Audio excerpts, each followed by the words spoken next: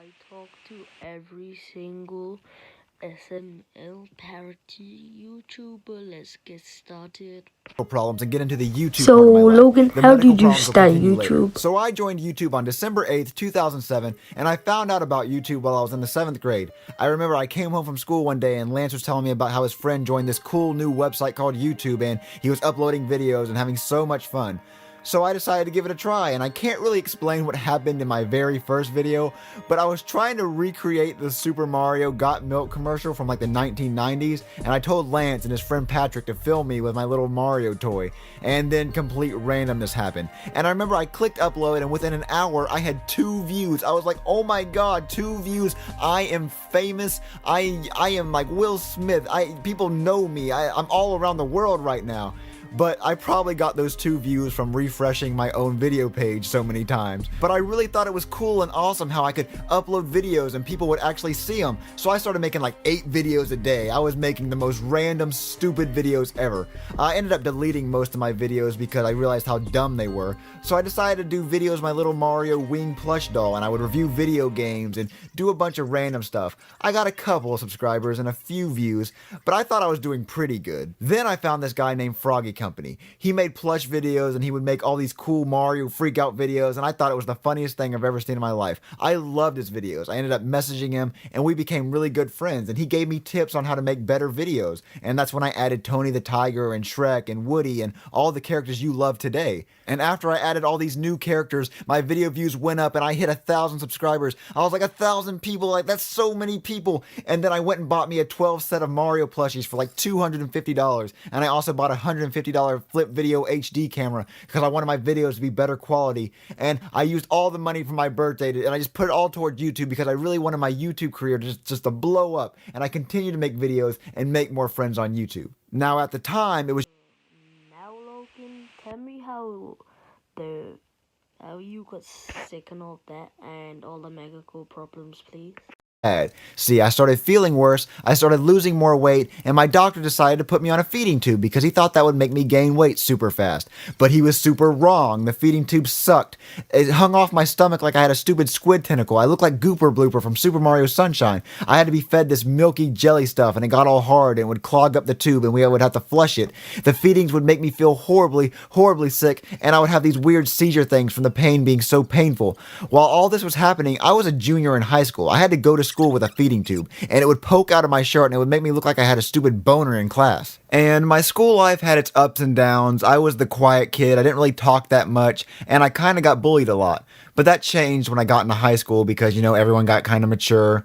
But still, I really wasn't the kid that like everyone knew, and I only had my like little set of friends, and I kind of stayed away from the big crowds. And the feeding tube didn't really help with making friends. It kind of made me look like I was some weird kid. And this feeding tube sucked really bad. It made me so sick I had to miss a month of school. I was actually thinking about killing myself because I was so sick.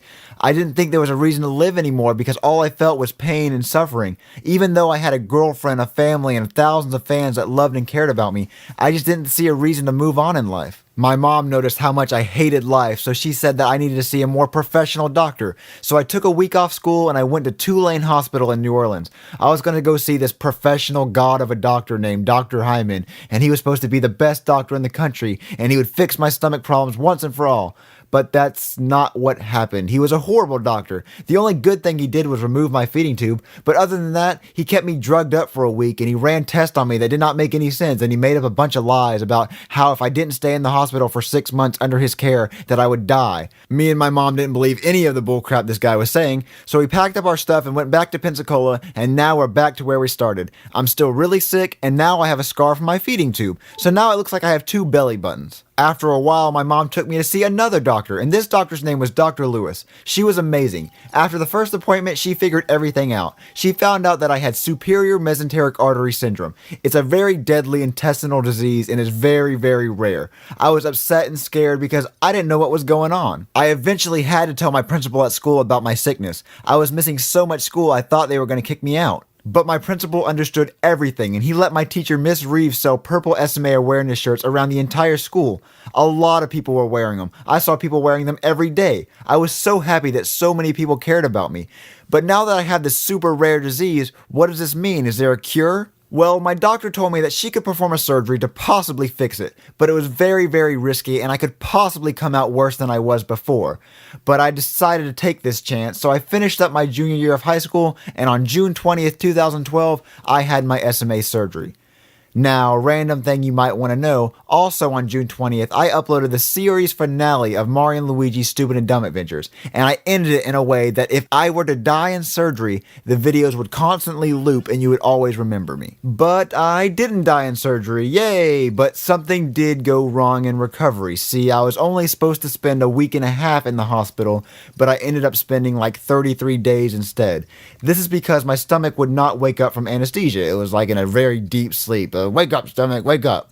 I had to lay in the hospital bed with a tube down my nose, and it went all the way to my stomach so it could drain the bile from my stomach, and I couldn't eat anything for a whole month. I was only being fed through an IV and a PICC line. I was in living hell. I hated my life. I couldn't do anything but lay in the hospital bed, and I was in so much pain from the tube down my nose and from recovering from the big surgery that I just had. I just wanted to die. My mom and grandma stayed by my side every day, and so did my girlfriend.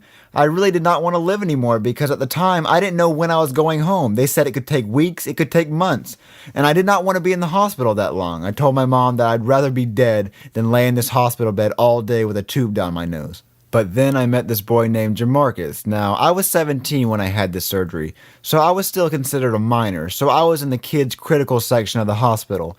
So that means I was near the kids who had cancer and very horrible sicknesses.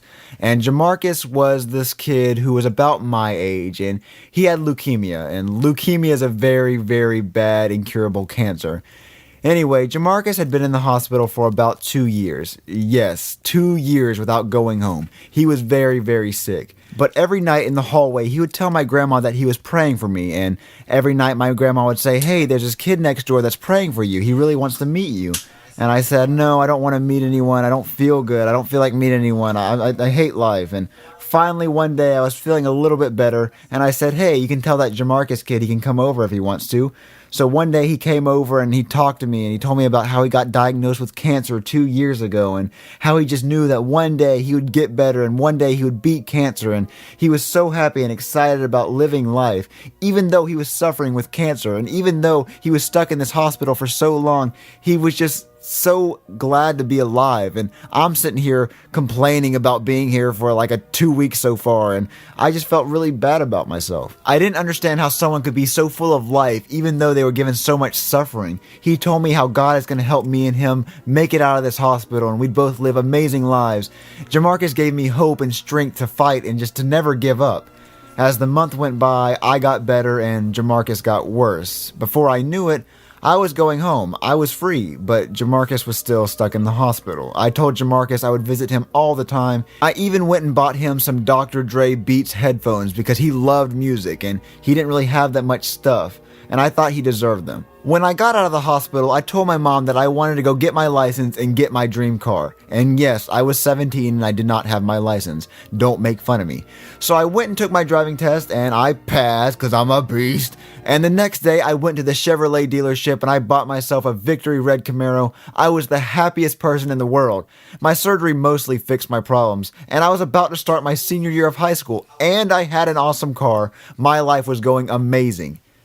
Until everything flipped. I started failing all my classes because I was too cool for school. I was full of myself. I acted like I was the king of the world. This caused me to lose my friends. Me and my girlfriend broke up. I stopped doing videos, and that caused problems with me and Lavelle. And I slowly stopped visiting Jamarcus because I was always busy going out and doing my own things. And then one day my mom told me that Jamarcus wasn't doing well, that he was actually getting a lot worse. So me and my mom went and visited him, and this was not the same Jamarcus I remember seeing. He was not happy. He wasn't full of life. He just laid there. He could barely even talk. And it killed me to see him go from this really happy person into someone who just looked sad and looked like they didn't want to live anymore. I told him that we still had to have a party together and he still had to get better and we still were supposed to be friends and go do all this cool stuff together. But Jamarcus told me that he would be going home soon, and I didn't understand what he was talking about because he looked really bad. He didn't look like he was going to be going home anytime soon. But a few days later, Jamarcus died. He did go home. He went to heaven, where he didn't have to suffer anymore. And this killed me. I wanted him to get better. I wanted him to get out of the hospital and be free just like me. And I spoke at his funeral, and I even helped carry the casket, even though I'm the weakest person on earth. I started to go to church after he died because I wanted to get closer to God. I wanted to be exactly the way he was. He was so happy and he was so close to God. I got baptized on November 4th, 2013. It felt great to go to church all the time, but I slowly stopped going and I found myself messing up again. I stopped focusing on YouTube. I even got my first speeding ticket, and it was a bad speeding ticket. I was going 66 miles per hour in a 30 mile per hour zone, and that's 30 miles per hour over the speed limit. So in Florida, you get arrested for going that fast. But I almost got arrested that night. Thank God I didn't. The cop decided to just give me a court date instead, where the judge gave me a $500 speeding ticket, and she said if she ever saw me in court again, she would put me in jail. So I never speed and I never break the law ever again. After that, I realized I need to get my life back on track. I needed to focus on YouTube and I needed to focus on school because I was still failing all my classes. And I wanted to graduate my class because I didn't want to be that stupid loser who drops out of high school because I'm just a stupid person. So I kicked it into high gear. I made up my grades. I got back with Chili. We went to prom and I finished my senior year with all A's and B's. And I graduated Tate High School on June 4th, 2013. And after I graduated, I decided that, you know what, I'm going to start focusing all my attention on YouTube because my YouTube career is blowing up. I hit 100,000 subscribers in 2013. I hit 100 million video views in 2013. 2013 was a huge year for me. I accomplished so much stuff and I did so many things that I never thought I would ever do. I even went to New York City, and I've always wanted to go to New York City ever since I was little. But thanks to you guys, I was able to go. I went with my girlfriend Chili, and I even got to meet Jason Derulo. And if you didn't know, Jason Derulo is my favorite singer of all time, and I got to meet him. And So Logan, how did Jeffy become a character? Let the fans in on how Jeffy became a character, because I get that question a lot. okay, so Huey, do you remember back in high school when I had that little animation? Yes, it was the kid on like the little like rocket ship thing, and it had the song that went there. Man, a rocket. Yeah. So back in high school, I had this this animation of a kid wearing a bicycle helmet. I still have the files. I'll find it somewhere. Yeah. And he was riding on a little rocket ship machine outside a store, and he was singing a song, which I still want to upload the song eventually. So I had been making a character like that for a while, but then a few years ago, for my 21st birthday, my mom had a puppet made of me. So she's like, this lady will make puppets if you send her a drawing or whatever. So what I did was I sent them the drawing animation of Jeffy, and except I added buck teeth to him. And so the helmet was originally supposed to be red, but blue was the only one that the company would make of the helmet.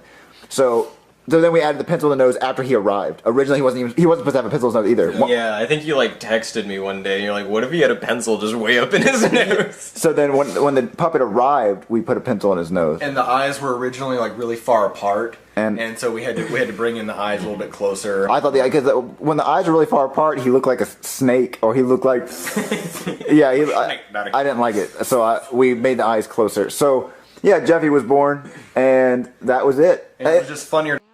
Logan, explain how you got the monetized and all that.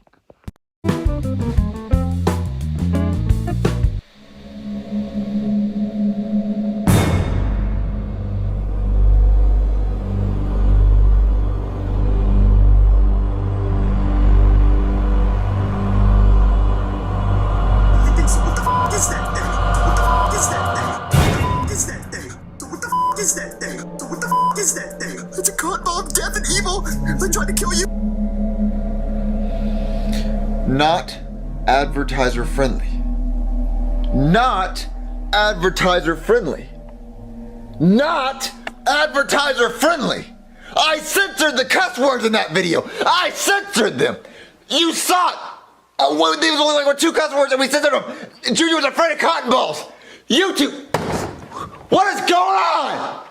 I censored it. I censored it. There's videos that I don't censor that still have ads on them. And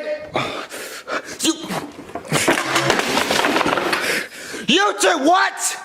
What? What, YouTube? What do you want from me? Huh? Is that what you want? You two not advertiser friendly. Bye, Logan. That was the Logan 38 Q&A. So, bye, guys.